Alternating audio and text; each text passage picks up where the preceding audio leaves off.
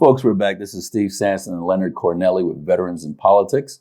Today, our special guest is going to be Patricia Lee. She is the Nevada Supreme Court Justice. But before we get to Justice Lee, you have any rants, Lenny? I would like to rant about the politicians in Nevada because all the Democrats, the teachers help them get elected. They walk for them. They hang signs. They wake up at 4 a.m. They color in signs. They give them money. They give them in-kind contributions. And the teachers are going through a really bad time right now. And where's all the Democrats? Where's all the powerful Democrats that they get elected year after year after year? The Dina Tituses, the Stephen Horsfords, the Tick Segerblooms, the Marilyn Kirk. Where are they? Why are they not? They're not in the media. The media is not even doing the Nevada Independent, the Indy, the RJ, they kind of lean right. So I understand why they're not doing stories because they don't want to help the teachers. I get that they're public employees. But when are the Democrats going to step up and be public? You saw it in the UAW strike.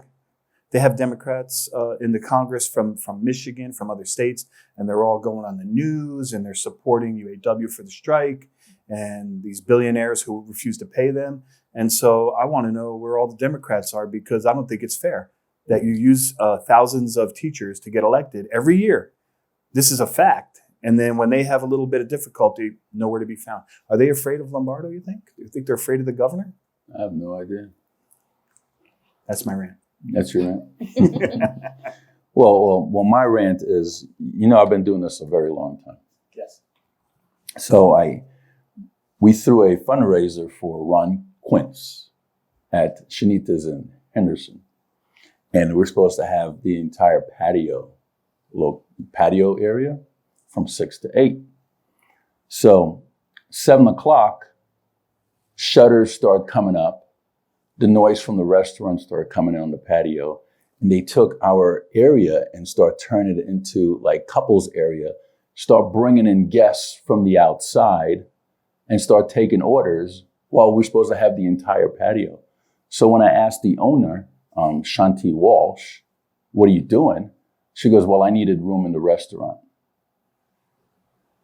And I'm like, well, we paid for it from 6 to 8. How come you didn't come up and ask me, hey, since you're using half the patio, could, I'll give you back some money or whatever the case might be.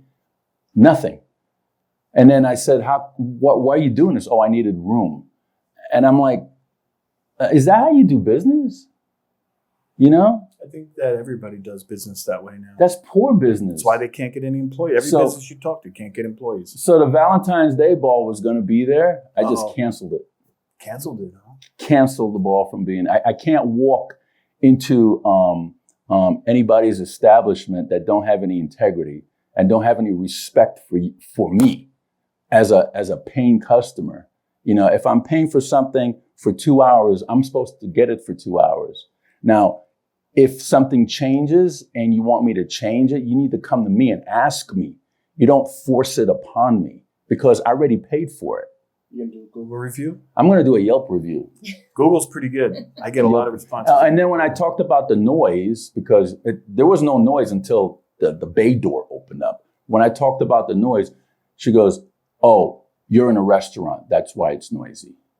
She was rude? Very rude, condescending, and sarcastic. It was just ridiculous. Do not go to Shanita's Tapas sushi place in Henderson. Do you have any rants? Justice Lee? So. I wish my children would clean up their rooms. That's my rant. That's my rant. Repetitive, asking all the time. That's my rant. So Justice Lee, thank you so much for coming on the program. Thank you for having me. It's an honor. Tell us about you. Well, my name is Patty Lee. I practiced law for 20 years here in Las Vegas. I was a partner at the law firm of Patricia and Stephan. How is Mark? Mark is good. Mark is on I think they call it a mission. It's a long mission. It's a 3-year commitment where he is kind of overseeing all of the missionaries who are like kids from 18 to 21. So bless his heart. And he's over like a region somewhere on the East Coast. It encompasses Virginia and some other surrounding areas. And so he made a 3-year commitment. And so he's off doing that. I think he's about a year and a half in. We miss him terribly. And so He's got another year and a half to go. He has another year and a half to go. And he's very dedicated to his faith. And so this is something that really meant a lot to him. Mm-hmm.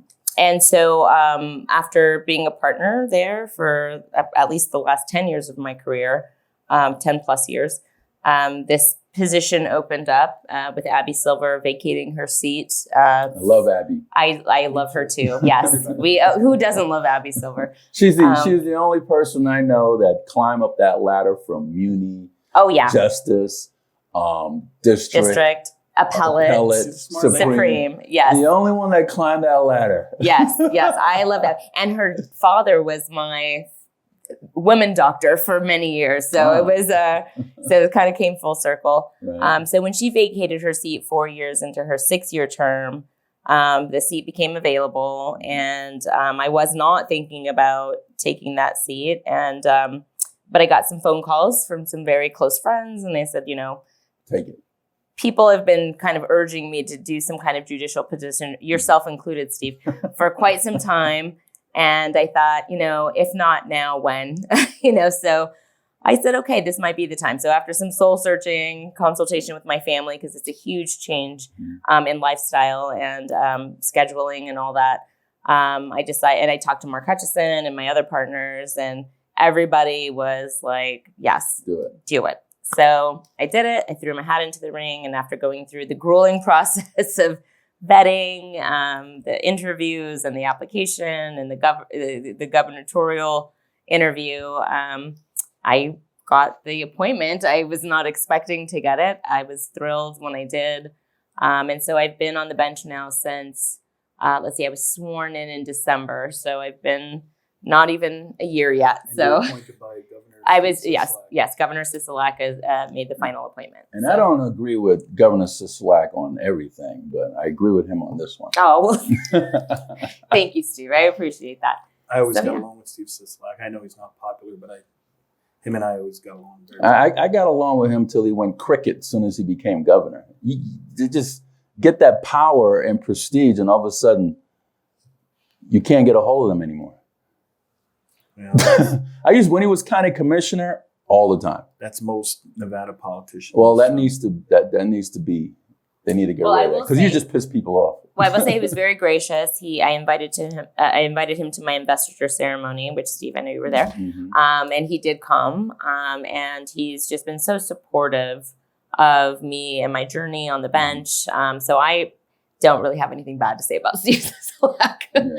Yeah. So that's me in a nutshell in terms of my professional career the last 1 years. Okay. So tell us about the bench. How has it been since you've been on? it has been a sojourn, if you will, a journey. It's really jarring to go from. So myself and Justice Pickering are the only two justices who were not previously state court judges first. So we came straight from private practice onto the Supreme Court. And so there's a real shift in mindset from being an advocate to being a neutral. I have some wonderful mentors on the bench. I love all my colleagues, by the way. They're phenomenal, and they're so diverse in both thought and backgrounds and opinions. And we each bring something, I think, very unique to the table. And so they have helped shepherd me through the process. And I'm still learning. I certainly don't know everything there is to know about being a Supreme Court justice. For instance, and this is embarrassing to say, I did not realize that the Supreme Court justices sit on the pardons board. I didn't know that. And that's probably not a great thing to admit publicly, but I didn't know. It's since become one of my favorite parts of the job. So it's the 7 of us, the governor and the AG, and we all sit quarterly to hear requests for pardons.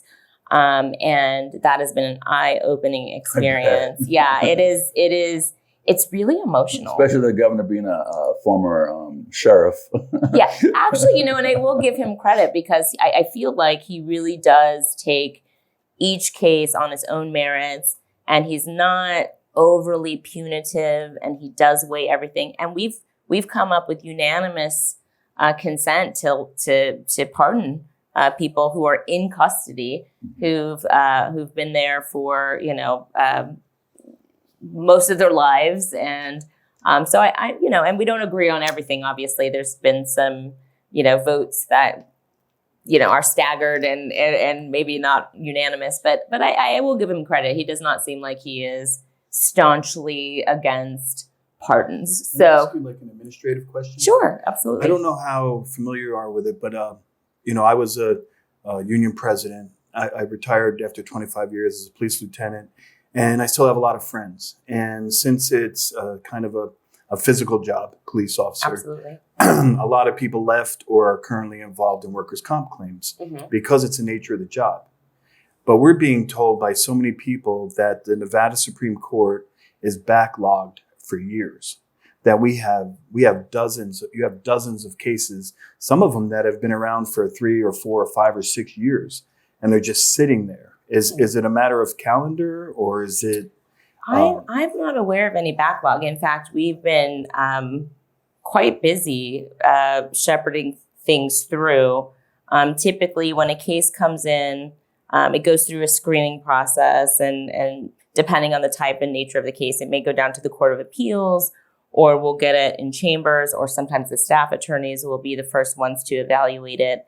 And then we have deadlines in terms of when it has to be considered. If we're going to do oral arguments, that's a different set of deadlines. I know since I've been on the bench, we've had a few workers' comp claims for police officers who have, there's this presumption in the law about having pre-existing, or not pre-existing, but like heart conditions. And there's a presumption in the law that says if you develop that condition while you were on the job, there's a presumption that you developed it because of the stress of the job.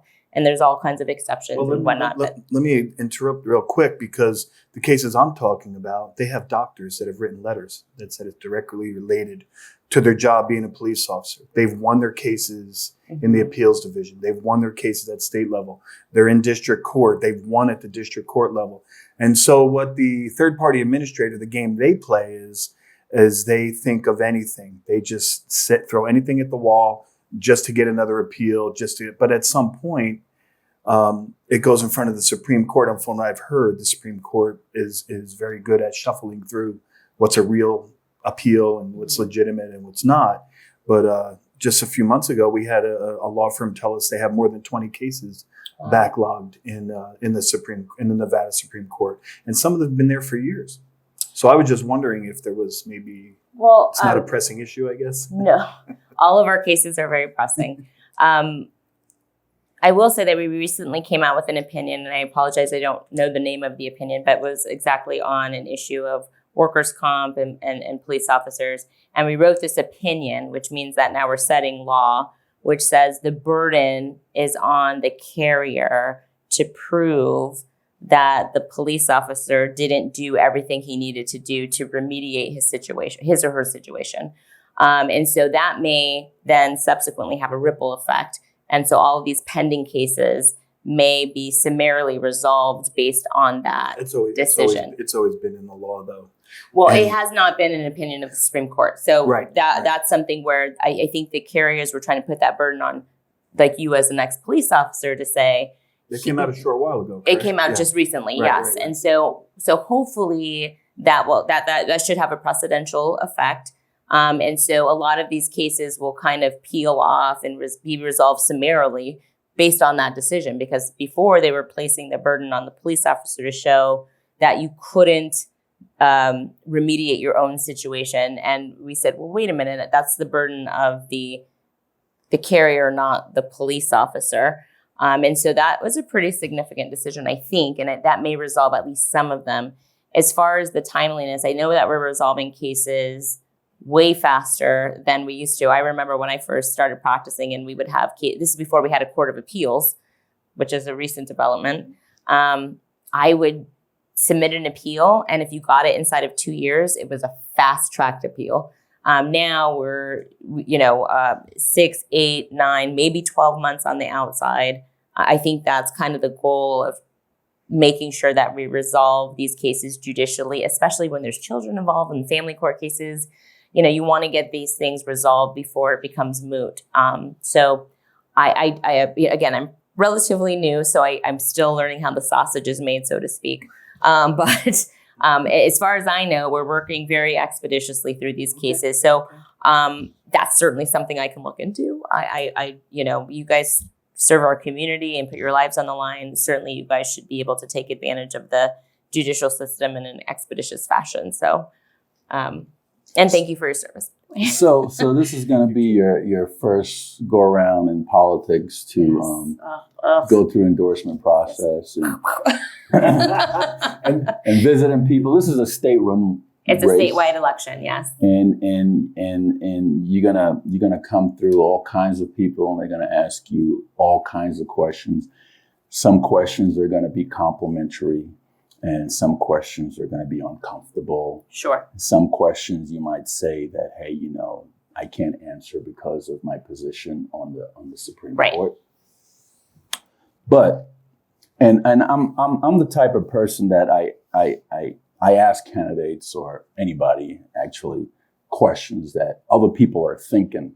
Sure. But I actually ask it. I know. and I want to ask you about the senior judge position. Sure. So the senior judge position, the Supreme Court is the body that appoints retired judges back to the bench to fill vacancies when current judges are out or whatever. And it's called a senior judge program, correct? Correct. What do you guys look for?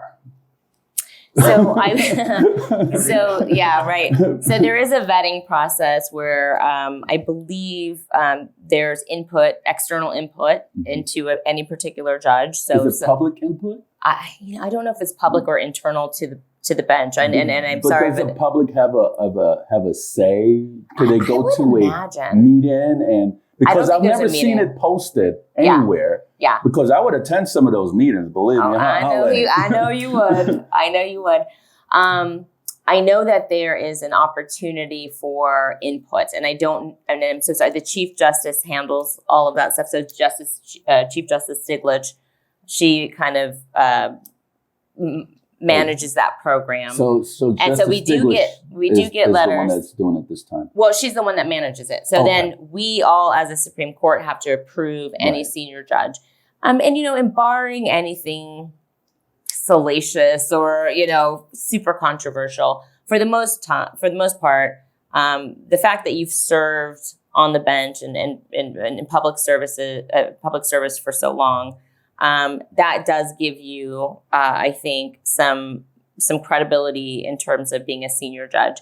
And senior judges have a very limited role in terms of sitting it. So, for instance, I was disqualified from hearing a case. I don't hear any cases that my prior firm is on. Mm-hmm. I recused myself from those cases. And so, like, Abby Silver came back and sat in on those oral arguments. She sat in on the conferences following the oral arguments. And so they serve an essential role. And so the vetting process, I think there is some level of vetting, and I don't know if it's public input. I know we have gotten letters from other judges who either recommend. I don't think I've ever seen anyone, write a bad review. Politicians get involved? I don't think so. I don't think that there's any input from like the ledge or the executive branch.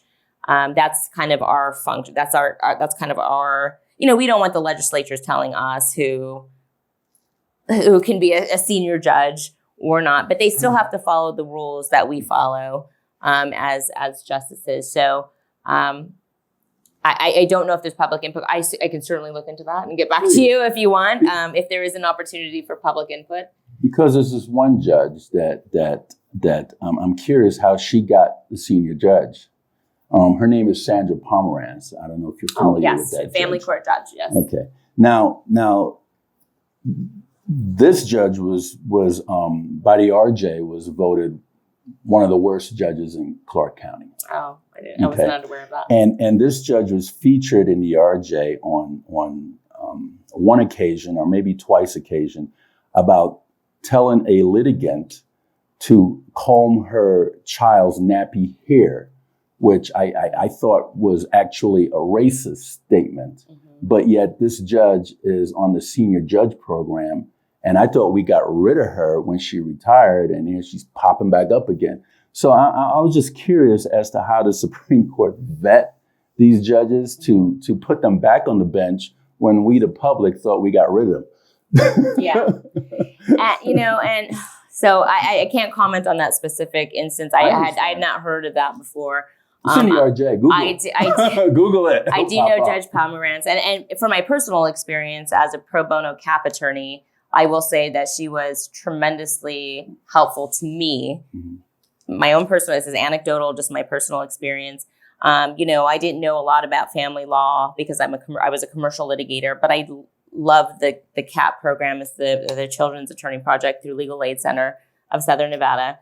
And so you kind of go in, you have some mentorship from legal aid. You don't really do family law, but you're representing these abused and neglected children, domestic violence victims. And when I would go into her courtroom, she was very accommodating, and she knew that I had a little bit of a deficiency in the knowledge of this law. And she would always step in and say, do you want to canvass this witness in this divorce? And I was like, yeah, sure. I don't know what a canvas is. And she was like, I'll do it for you, Miss Lee. And so she was very accommodating that way. But that's just my own personal anecdotal story. And I had not heard about that story.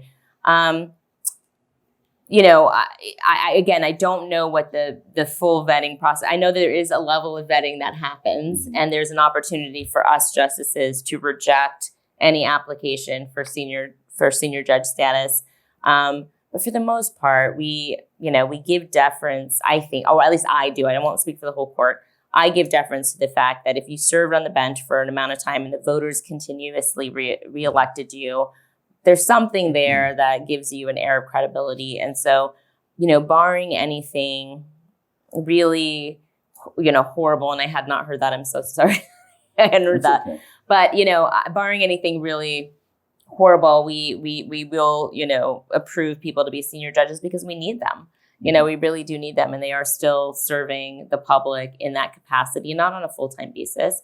So I don't know, and I'm happy to we probably have some written policies about how we I like to see elect that, and maybe I'll get you some white paper on that and see, and maybe you can. Because I know if there's an opportunity for public comment, Steve will be there. Let's talk about. I feel like I'm crying here, but anyway, my eyes is like.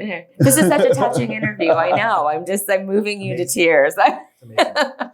Let's talk about recall judges. Recall judges. And I know you weren't on the Supreme Court at the time. Okay. And this happened in your hood when you were a lieutenant in North Las Vegas. Catherine Ramsey. You familiar with? I'm not familiar with Catherine. She was a municipal court judge in North Las Vegas. Okay. And the powers that be was trying to get her to be recalled off the bench. Okay. Was this the Sandra Douglas Morgan? That'd be the one. Okay. I had her. Yeah, Sandra's a very dear friend of mine. So I remember when she was going through this rigmarole. I did not understand fully what was happening, but I know that. Neither did a lot of people. The whole thing. Yeah, I was very busy in my practice at the time, so I just supported her in any way I could. So the Supreme Court came down with a, I don't know if it was a decision or it was opinion or what have you, and said that we cannot recall judges in this state. Now, I have a problem with that, and my problem is that something like that, I figured should go through the legislature to make that decision, or it should go on the ballot to make that decision. And the reason why I say this, Justice Lee, is because if we can't recall judges, how do we get rid of them? And should the Supreme Court be the one to say if you could recall judges or not, when it personally affects them as well, right? So I figured it was a conflict of interest for them to make that decision or ruling or opinion. I think it should be left up to the legislators or the voters to make that decision. But if you can't recall judges, how do you get rid of them? Before Justice Lee answers, can I make a comment? Yeah. Because I think I read that opinion. And in their opinion, I'm paraphrasing. Remember, I'm not an attorney. Right. Basically, what they said is you have to be careful with judges not to provide undue influence. So it's not necessarily that you want to recall the judge, but a judge has to be 100% sure that they can make any choice they want, that they can not tip the scales of justice. And that if you unduly influence a judge by trying to recall, by trying to go after their job, then any human being is going to have that factor into the decision making. So they said judges are off the table when it comes to those kind of politics. I'm not saying I agree with it, but that was the Supreme Court's thinking, is they don't want any undue influence, so the judge is free and there's no repercussion. The judge knows that they can make a decision against North Las Vegas or the police department or citizens, and that there's no repercussion and no threat of recall. So this way they were elected to make their own decisions. But they're the only elected body that you can't recall, which that puts them in a different position. If they're elected, we should be able to recall them because they're elected. If not, then we need to change the position on elected judge and maybe go to a Missouri plan and go to appointment retention case, or just appoint judges altogether and be done with the election process. The problem is the state bar and the ethics commission, because that is controlled by politicians. Well, and you should be able to file a complaint, and if it's a legitimate complaint with evidence and witnesses, you should be able to get somewhere. But in this state, it just depends on who you are. Yeah, well, the Judicial Discipline Commission in this state doesn't, in my opinion, doesn't have any teeth. Neither does the Ethics Commission. Neither does the Nevada State Bar. I mean, the most they'll give you is they'll sanction you and say, we're going to put a letter in your file. And no attorney is going to care about that. So Justice Lee, how do you feel about the Supreme Court decision that came down saying you cannot recall judges, which is the only elected bodies that you can't recall? Well, there's a lot to unpack here. You guys talked about 20 different things. And let me just talk about the state bar first. I will say that the state bar is in charge of discipline of attorneys, not judges. And so they have disciplined attorneys, I think, appropriately within the stated guidelines. We model our rules after the ABA, the American Bar Association, and they will sanction attorneys with impunity. I've seen attorneys get suspended, disbarred. If it is a minor infraction, they will get, just kind of a slap on the wrist, as you said. So I think they're very efficient. And at the end of the day, anytime you suspend or disbar an attorney, it comes up to us, and we have to prove that, because that's a pretty big thing. Because Nevada, unlike other states, if you are disbarred, there's no possibility of reentry. Other states will allow you to petition to get back in. We are one of the states that doesn't. So when you're disbarred, you're disbarred for all purposes. And because of the reciprocity rules in other states, they can't go practice in other states. Because if you're disbarred in one state, other states will, will also acknowledge that disbarment and not allow you to practice law, and that's your livelihood. So it's a big deal. It is a big deal. For judicial ethics, there's a whole separate commission, as you said, I believe, Raina Hughes, I think, came up on before that. That was the first time I was made aware of the judicial one of ethics. my favorites. So she was up there, and I think they do a pretty good job. And I think it's not usual for judges to go before the Judicial Ethics Commission, because unlike the United States Supreme Court, we have a very clear set of rules, ethical canons that we have to follow. And I know, at least with me and my colleagues, we are very serious about those. We make sure that, if we see somebody, even walking up to the line, we're like, wait a minute, you may not want to do that, because this could be construed as something that could potentially violate the judicial ethical rules. As for the recall situation, I did not read the opinion, so I can't comment on it. I don't want to comment on something I haven't read. But, in normal political parlance, you had in California, they tried to recall Governor Newsom, and there was a process for that. You have to get a certain number of signatures. Right. And I think not really the problem, the issue in our state is that judges are elected in the first instance. I was here when Judge Williams was talking about the Missouri plan. I thought that was and Paul Pata. I thought that was a very riveting and important discussion to have. I don't know if Nevada is ever going to go to a retention election type model. I think the citizens here really appreciate being involved in the process and want to vote. So there's that tension, and in terms of not improperly influencing a judge, I think there might be some merit to that, because you do want the judge to be able to rule without fear or favor. And if you are beholden to any certain group, I don't want to rule this way because then there's going to be an effort to remove me because it's an unpopular view. So there's a lot of criticisms at the United States Supreme Court level because it's a lifetime appointment. You can't it's really difficult. Yeah, I don't think we've ever seen it. On that. Yeah, well, that's a whole different discussion. I think there should be term limits on every elected position. Yeah. We can talk about Clarence Thomas, but let's not get into that. Let's not go there. Let's not go there. Yes, let's not go there. But yes, and I think that's the problem with not having judicial ethical canons written down somewhere in writing, so you know exactly where what you're allowed to do and what you're not allowed to do. I don't know. I think you have a valid point, because if you're an elected official, the citizens have said that we are choosing you to represent us in this capacity. But if you're so horrible in your job, what mechanisms are there to what guardrails are in place? We do have the Ethics Commission. And so if somebody makes a complaint, they have a duty to fully investigate it. They will bring you in for hearings and they will sanction you appropriately. As far as giving the power back to the people to do that, it's a problem because we have elected, judges. So I see what you're saying, Steve. I think that that's something that it's this natural tension. And again, not having read the opinion, I don't know what was said or the rationale for that. Obviously, I thought it was a conflict.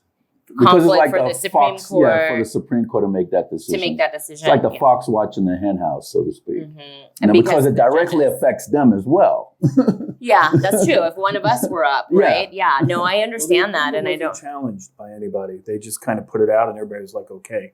Okay. It didn't really go much further after Well, was there any avenue to challenge it? I mean, was there any hearings or was there, Well, you can get a competing opinion, but other than that, I don't really know. Well, you always have the opportunity to file amici brief, which is, amicus curiae briefs, it means friend of the court. Mm-hmm. If you ever see an issue that is important to you or your organization, and you think that our decision is going to impact your organization or you personally, you always have the opportunity to file an amici brief, as we call it, amicus brief. Yeah.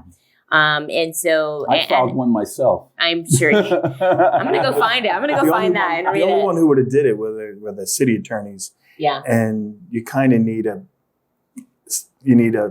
several people you need a consensus, because you're trying to support other people's opinions. So I think right. If you're going to be speaking on behalf of a group, you better have the authority to do that, and you got to be able to make sure that you're speaking. If you're speaking on behalf of the group, that everybody supports what you're doing. But we get amici brief all the time, and it's and we do read them and we take them very seriously. And if we have oral arguments, we will invite amici to come and speak their opinion. We'll carve out some time for them. It's an ugly web of, entanglement, because we live in a state where our judges are elected. Mm-hmm. And so if you're going to give that power to the people, do you also need to give the power to the people to also say, we change our mind? And that I don't know. I'm not going to speak on it because it may come before me. I have not read that opinion, but I think your concerns are valid. I think it was the best argument, but I thought it was a good argument. Yeah. So what do you guys look for when you remove an attorney from practicing law? When you suspend them, or you disbar them, or you sanction them, whatever the case might be. Sure. And I know Justice Hardesty was on it. I love Justice Hardesty more than certain dead relatives. I miss him on the bench. Justice Hardesty is a good man. He is. So what do you guys look for when you make those decisions? So we look at the aggravating factors and the mitigating factors. So the aggravating factors may be you've been practicing for a long time, so you should know better. You've done this before. You're not showing any remorse. You're not really taking responsibility for that. Mitigating factors may be you really didn't do it intentionally. So sometimes attorneys, I still feel like an attorney sometimes. So they're like my brothers and sisters in arms. And I know how busy and inundated you can be. And maybe you're not running the business of your practice as efficiently or as carefully as you should. So sometimes things may get commingled or like missed and, those kind of things. So if it's an inadvertent type of mistake that you've made, you also have to look at the impact on the client. Did you do something to prejudice that client? Did you miss a hearing that now resulted in a judgment against your client because you didn't show up to the hearing? And whether or not you're going to make restitution and all of those things. So we look at all of those factors, and then we decide. And then there's metrics that are set forth by the ABA that we follow, and it'll say, for these offenses, the range of discipline can be from sanction to disbarments, and anywhere in between. And then we'll look at, this, it's a case-by-case analysis. It really is. You can't apply, we try to have these guidelines in place, but we look at the entirety of the record. And so that's, and the state bar does that in the first instance. They're the ones that do the whole hearings. We just see the record after it's all been done. And then we evaluate it for appropriateness. Is the sentence too light? Is it too heavy? And we will either confirm or deny the recommendation of the state bar. So what do you look? You look for the same thing when you bring, let's say an attorney was suspended for whatever reason. So what do you look for to reinstate them? The same thing? Well, usually the conditions will be put on right up front. So you're suspended for a period of 3 years and 1 day, or 5 years and 1 day, let's say. And so that 1 day, the reason why you add that 1 day is because they have to reapply for the bar after 5 years. And so if you see a suspension for 5 years and 1 day, that means we think that you need to go back through the process, reapply to be a lawyer, go through all the things you would do as if you were just coming out of law school. And in the meantime, we'll say, hey, you have to make restitution to anyone that you've harmed. So a lot of the things I see are like misappropriation of client trust funds. It's supposed to be, that's a very serious, it's not a norm. It's because it is such a huge offense. I think that attorneys are acutely aware that they need to keep their client funds separate from their own funds.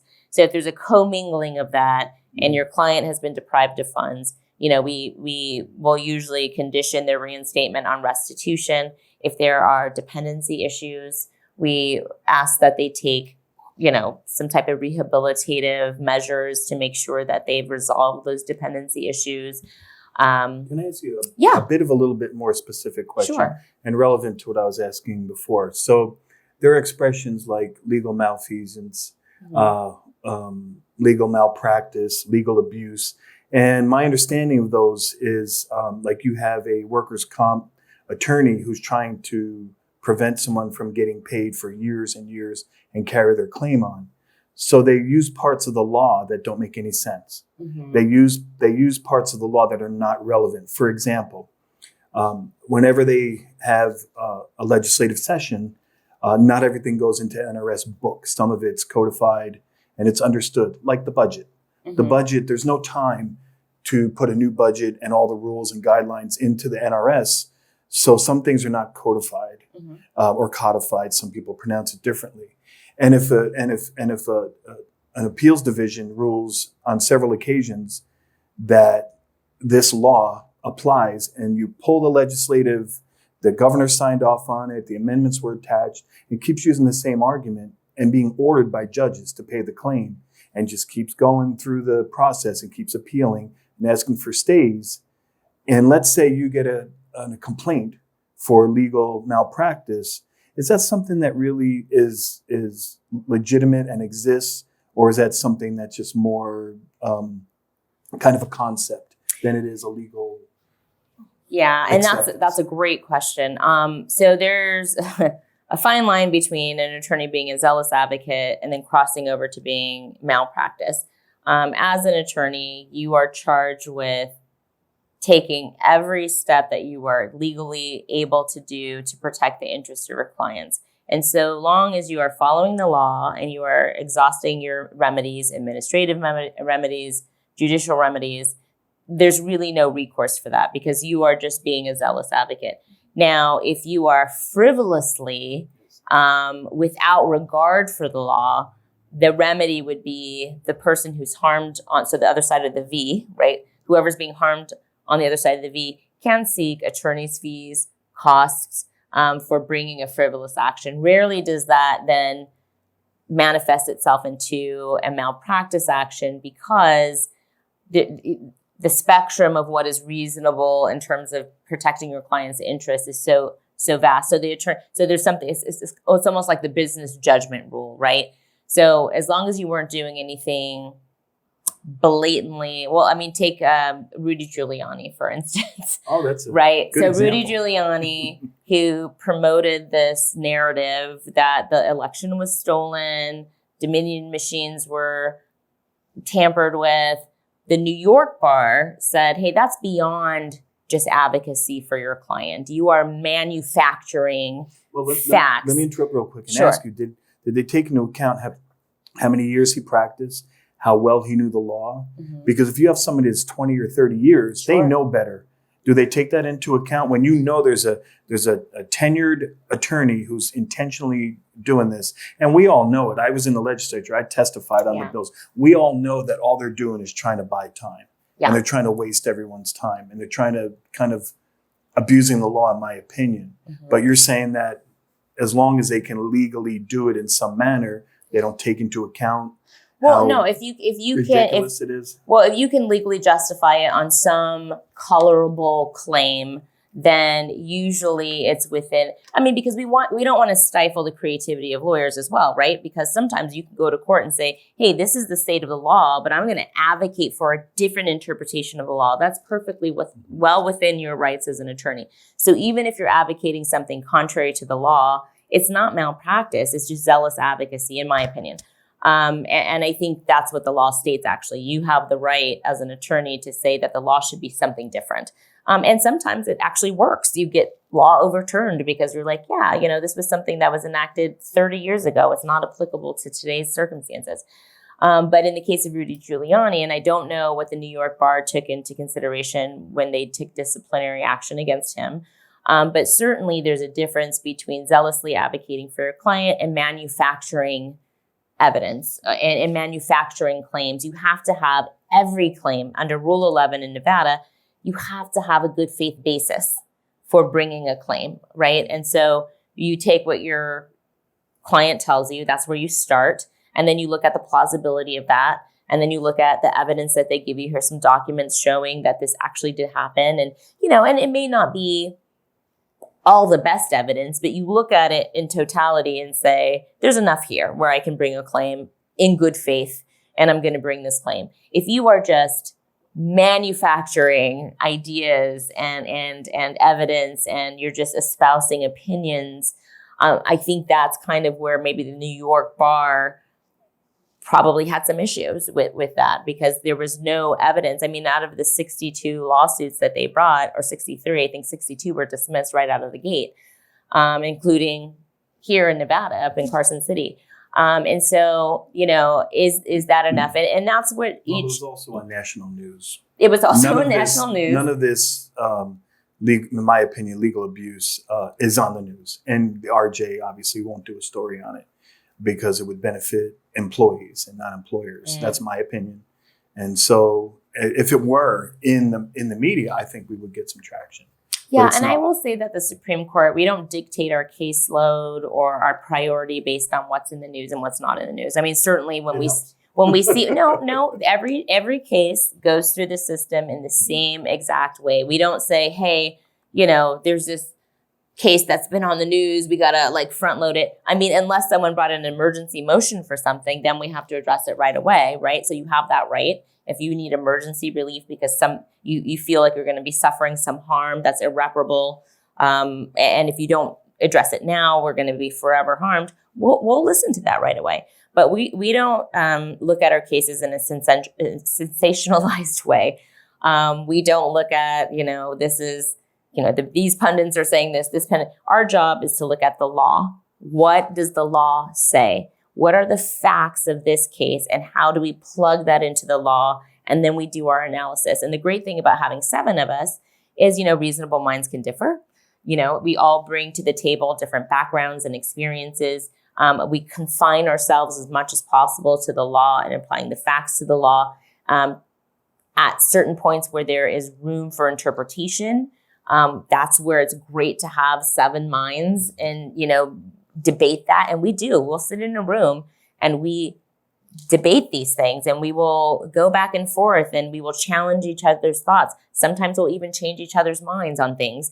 And so, and these Supreme Court justices are brilliant. I'm blown away by their intelligence. And, and there's never any, on the news they said, I think there's just an inherent pressure when it's in the public eye. I've never felt it. I know, and we've had some pretty high profile cases come before us, and we certainly recognize those cases. And, we know that this is something that, the public is very interested in. But we go through the same analysis, no matter, if it's the news story of the day, or if it's the pro se litigant who's trying to prevent their parental rights from being terminated, we treat it with the same level of scrutiny, the same level of importance.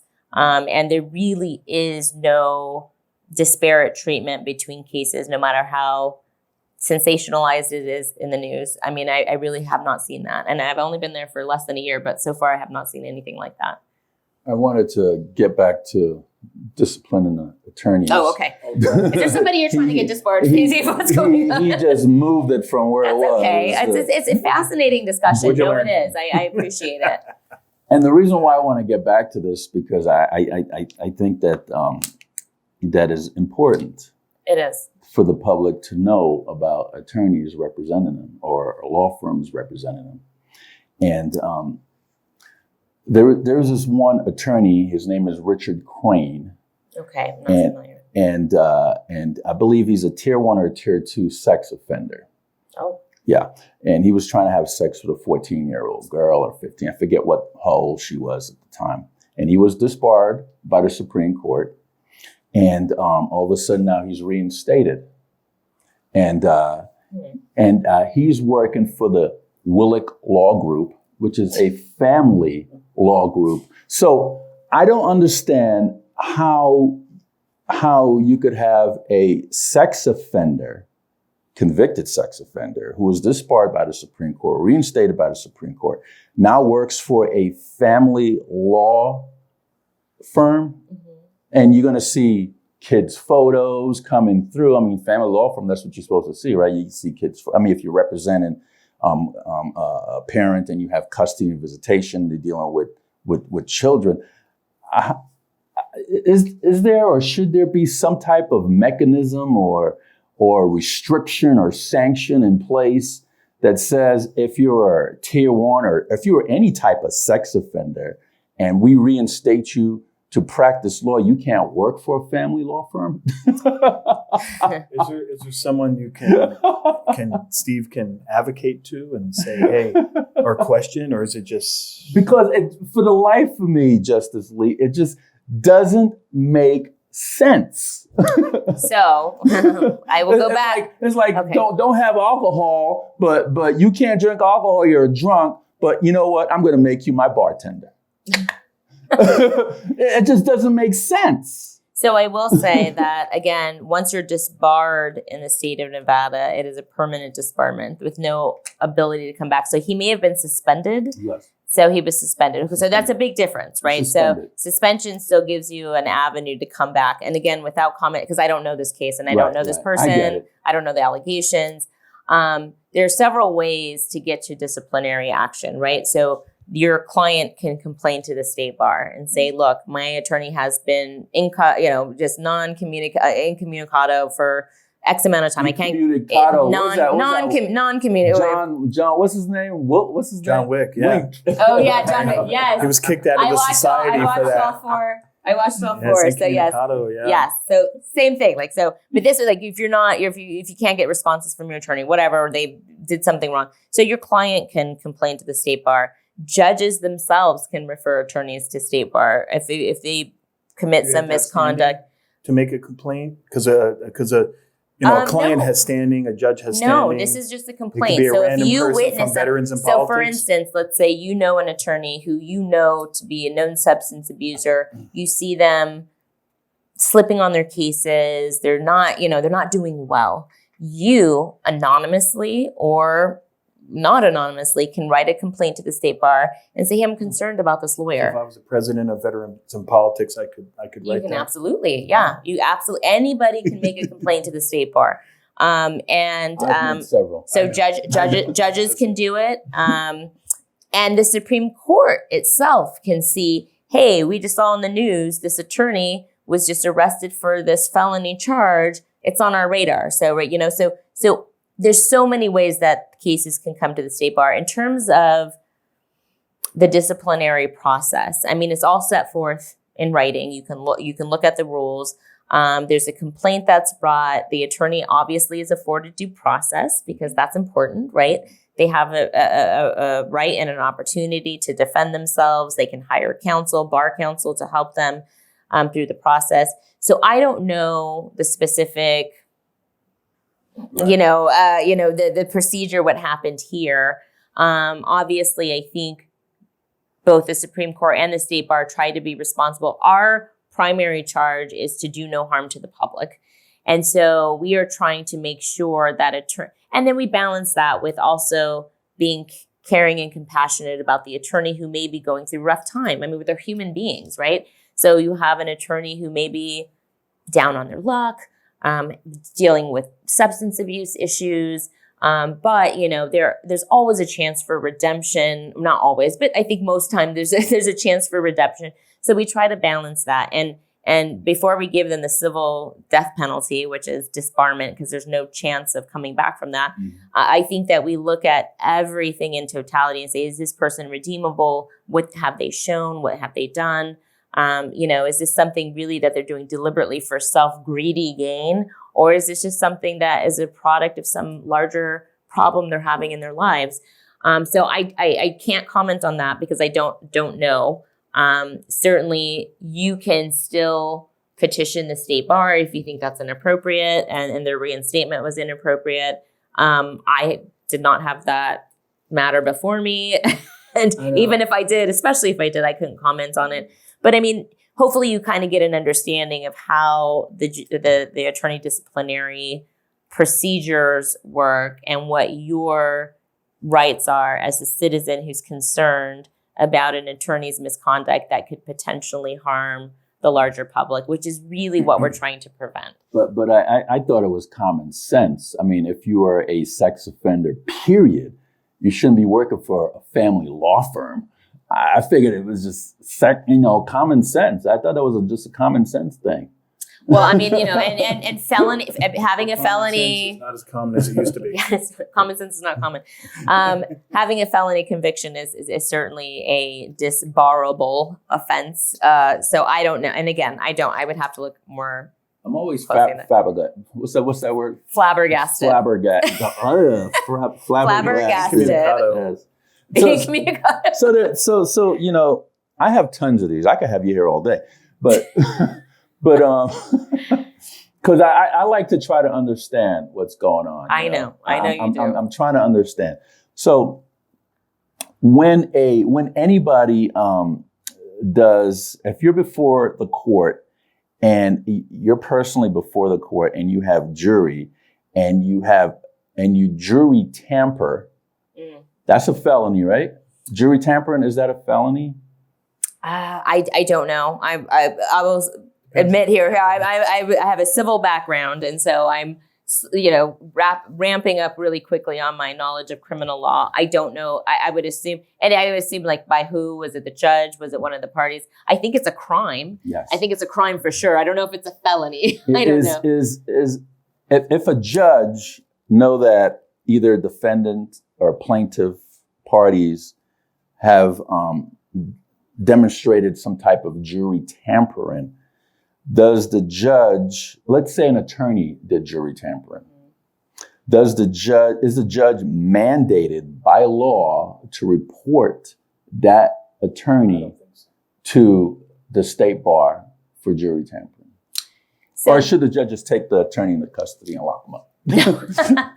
So the judge has discretion. The ethical rules that attorneys follow are set forth. You can read them. And if a judge thinks in his or her opinion that the level of tampering rises to the level of attorney discipline, then they should report that attorney. And it's a mistrial. And it can be a mistrial. Yes, that's exactly what now let me just be honest here. So I got information, right? And I got information, and I got people coming to me that says that Marshall Willick caught one of the jury members in the elevator and was asking questions and was giving information about himself.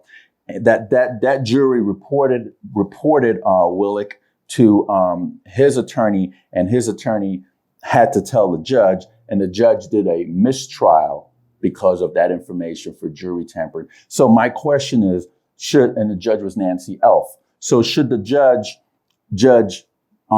turn that attorney, Marshall Willick, over to the state bar for jury tampering? Is the judge mandatory to do that? I don't think anything is mandatory. It's all up to your discretion. And I will say Judge Alf is one of my favorite district court judges. I have a tremendous amount of respect for her. You have to use your discretion. So, what was the level of the tampering? Was it, I mean, it really got a mistrial. There's not, yeah, and That's a good level. And that may be your remedy, right? Mm-hmm. That may not everything is a bar reportable, and if she wanted to do that, I'm sure she'd be well within her discretion to do that as well. But we give judges wide discretion for a reason, and we don't want to micromanage these judges in terms, because we're not boots on the ground. We don't see what's going on. We don't see the immediate impact of what happened or didn't happen. I mean, our standard of review is abusive discretion for factual findings, because we're not a court of original jurisdiction. We weren't there, so we don't know. So we give the judge tremendous amount of discretion, unless it's a clear abuse of that discretion. We're not going to disturb those holdings on below. So to answer your question, it's not mandatory.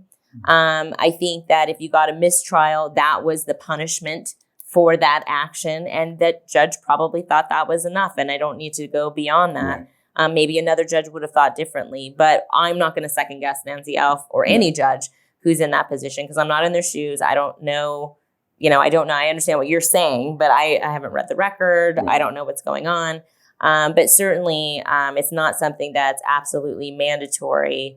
There are some things that do need to be mandatorily reported. I don't think that's one of them. Jury tampering? I've never seen the words jury tampering it could be there, and I'm sorry, I don't know. And if it were before me, certainly I would dig into that a little bit deeper. But I just want to make sure that we're careful as the Supreme Court not to micromanage the decisions of the district court in that respect, because they are there.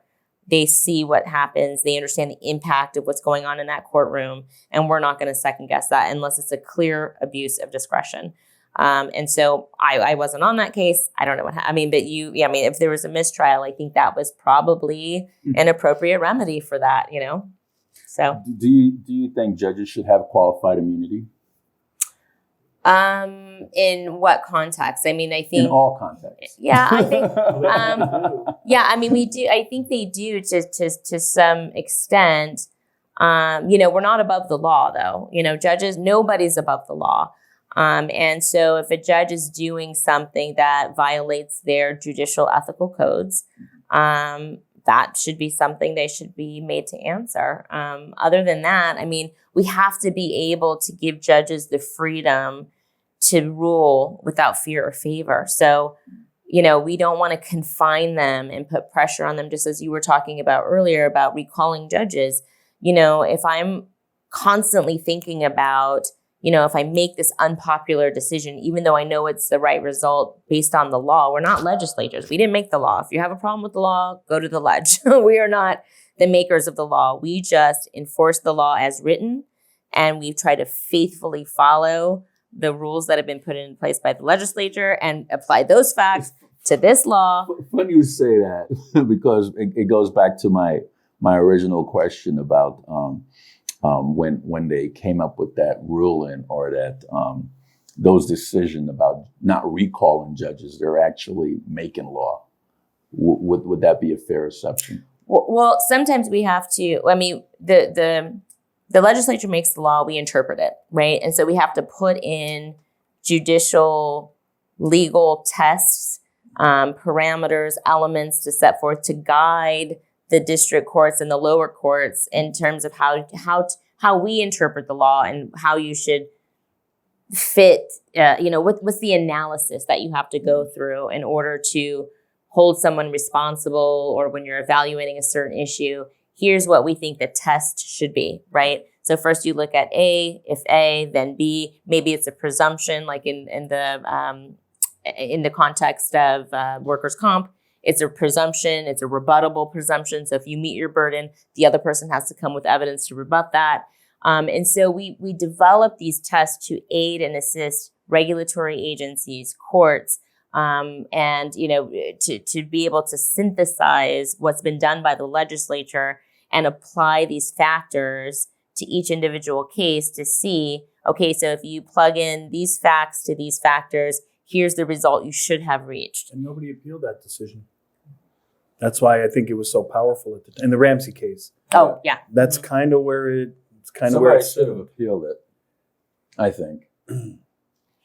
Certainly, we would hear it if it was. I mean, that's what we do. We're here anytime you have an appeal. But then who do we appeal it to? Appeal it back to the same body that says... No, appeals court, right? Okay. I would guess. This is on the recall. Yes. Yeah, I don't know if that was an administrative. I mean, there may be an administrative body. Ninth Circuit after that, or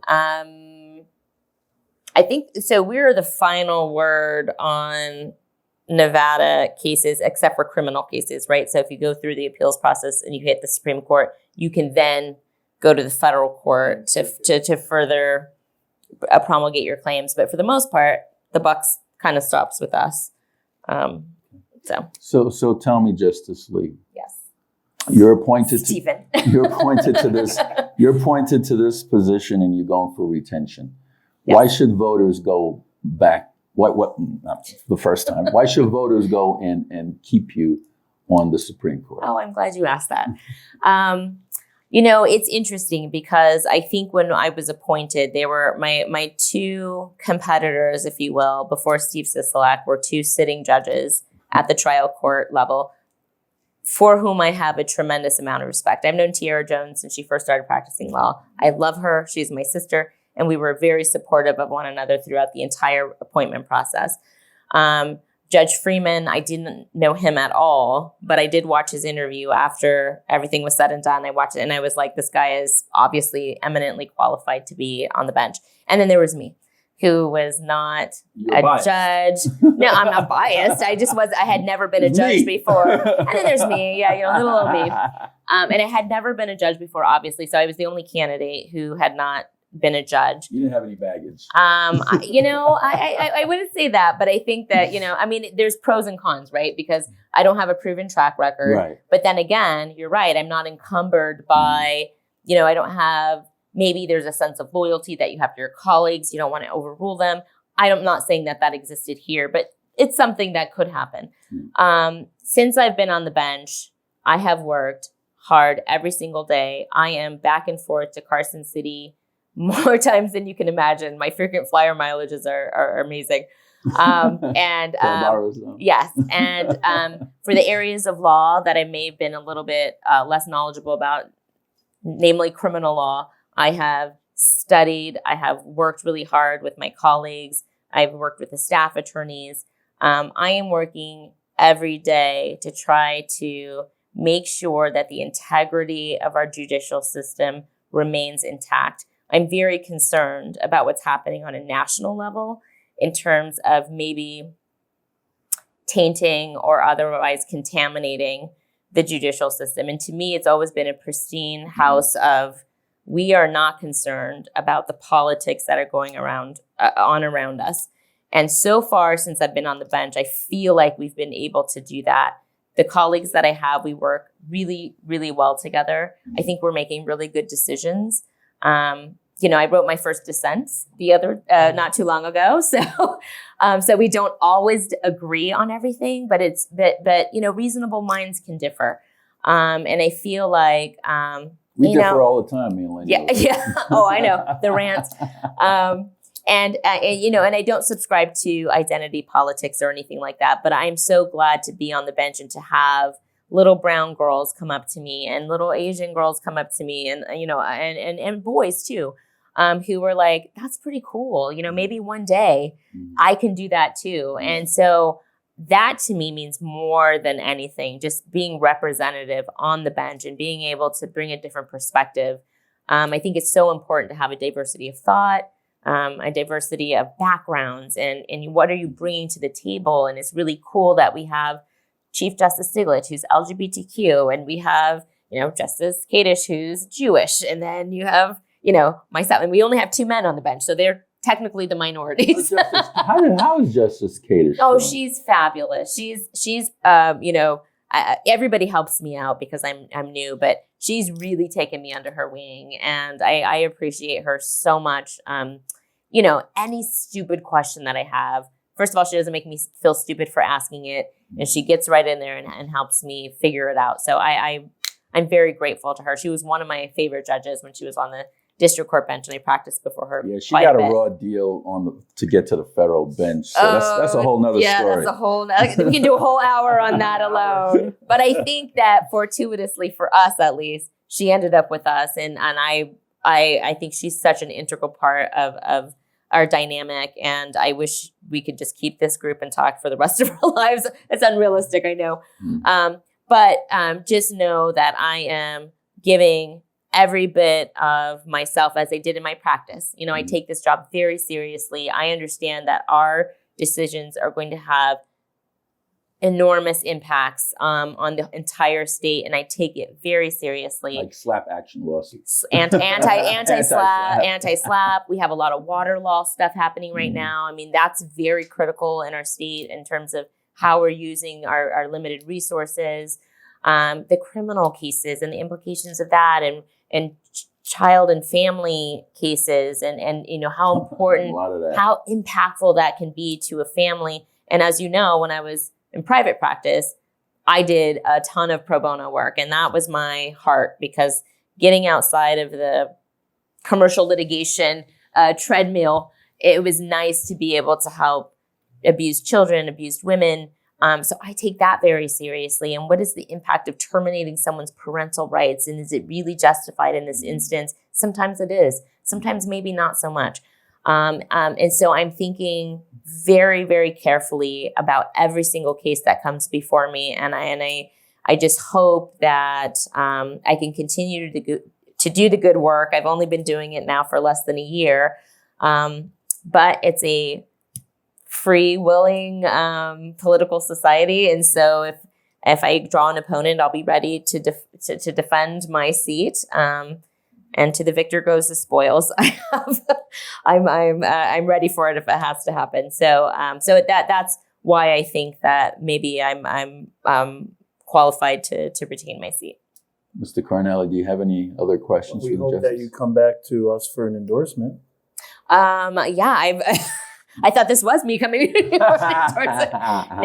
No, of course. I have a tremendous amount of respect. Even before I was a politician, as Steve keeps calling me, I don't feel like a politician, but even before I was, doing this, I've always supported veterans in politics. I came when I was an attorney. I know Steve and his family very well. I'm just now learning about you and your fabulous boys. You've promised me to give me your parental handbook on how to raise boys, because your boys have come out fabulous, and I'm just hoping that I'm knocking on wood that my boy will. This whole table is wood. Oh, is it? Okay, good. Look at this. Oh, it is. Oh, it's beautiful, actually. I'd like to say thank you for your service. It's thank you. I'm sure it feels more like a calling, I guess, to most people. I know it did to me, and so we really appreciate that people are willing to direct their life in that manner and preside over very difficult, complex matters. Yes, and I do feel like, I'm glad you said that, because I did feel like it was a calling. In fact, when I was talking to my husband about it, he's like, it's a pretty big pay cut that you're about to take. We have to adjust our budget accordingly. Like, damn, I can't get that Porsche. Yeah, no Porsches, no Porsches. He's like, we're gonna have to adjust our, and not just monetarily, but time, because my kids are at critical teenage stages and I'm gone a lot of the time. So it's a tremendous sacrifice for our family. But we all understand the importance of the work that's being done at the Supreme Court, and we're 100% willing to do it. So I hope that the voters will see my passion for this, my dedication, and my love of the law and of the state, and will retain me. So I know, and I will be back for an endorsement. did we cover everything? I think so. I mean, unless there's anything else that you guys asked some pretty I tough can questions. Go, I mean, an hour or two. Yeah, I'm sure. No, I think you guys asked some very thoughtful, insightful questions. I said I would get you some information on a few things. I will send that over to you just so you can, maybe talk to other judges about it. No, this has been very enlightening, I think, in terms of what's on your minds. I hope that maybe I was able to shed a little bit of light. Next time we can talk about the extension of term limits and the Nevada Constitution. Yeah, well, that would be. Maybe I'll bring some of my other friends with me, my other justices. We can all talk about cases. Yeah, that no one's challenged, but there's a lot of people that have extended their terms. Yeah. And I like to know next time. I told you next time. We can be here all afternoon. Let me take notes. I like to know your knowledge on the U.S. Constitution. Okay. Well, for next time. And I do like all 18 amendments. It's 18 amendments, right? They're pretty good. Like I endorse those.